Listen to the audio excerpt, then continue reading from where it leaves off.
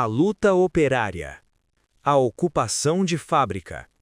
Com as novas condições impostas pelo capitalismo, uma nova forma de luta por melhores condições de trabalho apareceu: a ocupação da fábrica, geralmente chamada greve de ocupação, com suspensão do trabalho, mas permanecendo os trabalhadores no local. Não foi inventada por teóricos, surgiu espontaneamente de necessidades práticas. A teoria mais não faz que explicar depois as suas causas e consequências. Durante a crise mundial de 1930, o desemprego era tão generalizado e persistente que se desenvolveu uma espécie de antagonismo de classe entre o pequeno número de privilegiados que trabalhavam e a massa do sem-trabalho. Toda a greve normal contra a redução dos salários se tornara impossível, porque as fábricas, uma vez evacuadas pelos grevistas, eram imediatamente invadidas pela massa daqueles que no exterior esperavam trabalho. Assim, a recusa de trabalhar em condições piores trouxe a obrigação de se soldar ao local de trabalho, ocupando a fábrica. Tendo surgido assim de circunstâncias particulares, a greve de ocupação revelou contudo algumas características que lhe valeram ser considerada em seguida como expressão de uma forma de luta que permitia ir bastante mais longe. Exprime a formação de uma unidade mais sólida. Na greve tradicional, a comunidade dos trabalhadores destrói-se ao deixar a fábrica. Dispersos pelas ruas ou nas suas casas, afogados no meio de outras pessoas, são indivíduos isolados. Para discutir ou tomar decisões, necessitam reunir-se em salas de reuniões, nas ruas ou praças públicas. Muitas vezes a polícia e as autoridades tentam entravar e mesmo proibir essas reuniões, mas os trabalhadores defendem com energia esse direito, porque no seu pensamento batem-se com os meios legais por objetivos legítimos. E por outro lado, a legalidade da prática sindical é geralmente reconhecida pela opinião pública.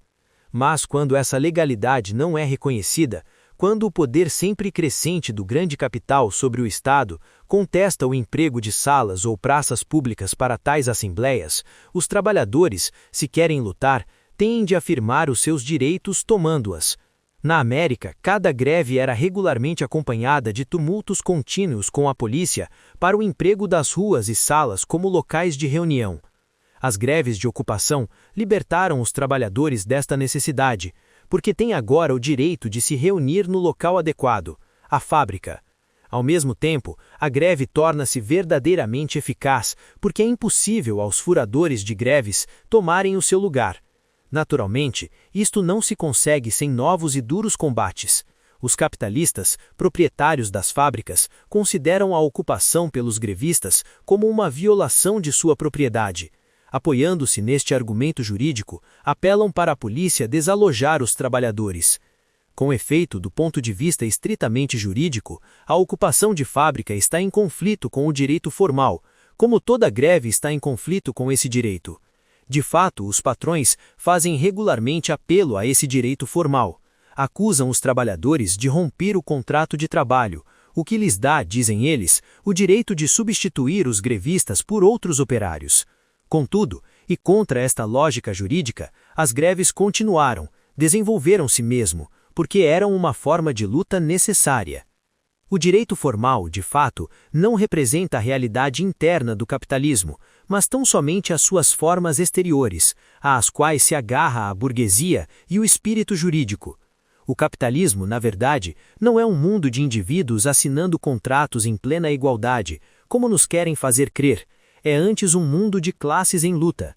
Quando a força dos trabalhadores era demasiado fraca, as concepções burguesas do direito formal eram importantes. Os grevistas, considerados como tendo rompido o contrato de trabalho, eram por consequência despedidos e substituídos por outros operários.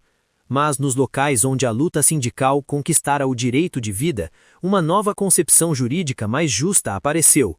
Uma greve não é uma ruptura, uma cessação, mas uma suspensão temporária do contrato, com o objetivo de regular um conflito sobre condições de trabalho. Teoricamente, os juristas podem não aceitar este ponto de vista, mas a sociedade fala praticamente. Deste modo, a ocupação de fábrica afirmou-se como um método de luta, por toda parte onde era necessária e os trabalhadores capazes de resistir. Os capitalistas e juristas bem podiam titubear a propósito de violação do direito de propriedade, mas os trabalhadores continuavam a pensar que não se tratava de atacar esse direito, mas somente de suspender-lhe temporariamente os efeitos. A ocupação de fábrica não é uma expropriação. É somente para o capitalista uma suspensão momentânea do direito de dispor da fábrica.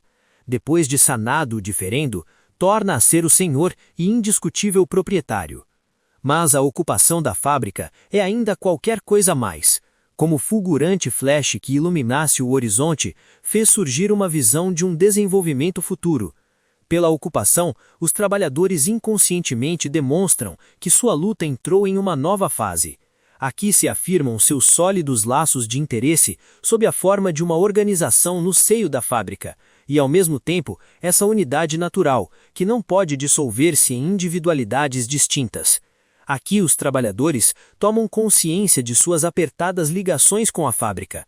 Para eles, não é apenas um edifício pertencente a alguém onde vêm trabalhar para seu único proveito, sujeitos inteiramente à sua vontade, até que os despeça. Para eles, por contrário, a fábrica é um aparelho produtivo que fazem andar, um órgão que só se torna parte viva da sociedade através de seu trabalho. Nada do que lhe diga respeito lhe é estranho. Estão lá como em sua casa, bem mais que os proprietários nos termos da lei, os acionistas que nem sabem onde ela fica. Na fábrica tomam consciência do conteúdo de sua vida, de seu trabalho produtivo, de sua comunidade de trabalho, dessa coletividade que transforma a fábrica num organismo, vivo num elemento do conjunto.